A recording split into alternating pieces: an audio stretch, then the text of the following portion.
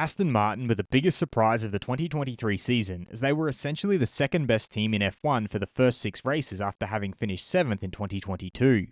Their driver, Fernando Alonso, picked up 6 podiums in the first 8 races. However, he hasn't stood on the podium in the last 4, which has not only seen Aston Martin lose second in the championship to Mercedes, but also being just 5 points away from losing third place to Ferrari. There have been suggestions that Aston Martin could have used up a significant portion of their budget in gaining ground at the start of the season.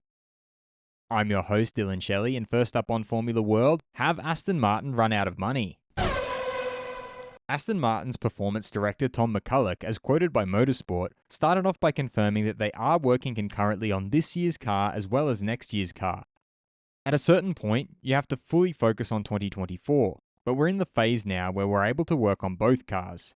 So we are bringing some steps all the way to the end of the championship really, as much as we can do. He further highlighted the positives of this approach.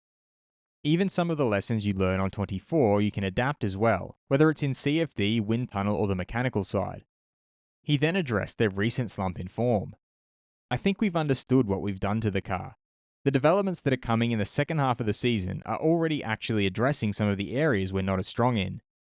He signed off by confirming that they still have room in the budget to keep developing the 2023 car.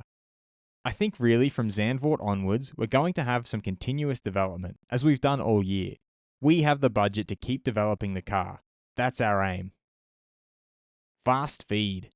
Fernando Alonso learned from all his rivals. But when it comes to precision and dedication, Michael Schumacher was certainly an example. Michael was just a machine. Ferrari's Charles Leclerc stated, of course, I think every driver has considered their different options once they get the possibility. But I have a huge love of Ferrari, and my first target and my first dream is to become a world champion with Ferrari. So, if there's a slight opportunity for it to happen, I will have no doubt about pushing to stay here at least. Mercedes driver Lewis Hamilton pointed out that in the 16 years he's been driving in the sport, it has only been men here. That's a problem. We have not paid enough attention or given enough importance to the lack of gender diversity. Ferrari team principal Frédéric Vasseur feels that they need a drastic punishment for budget cap violations. For 2024, a 1-year exclusion or something like that. AlphaTauri's Daniel Ricciardo doesn't want to get into that detail ever again. I think even through year 1 at McLaren at the summer break, I learned we were probably going into too much.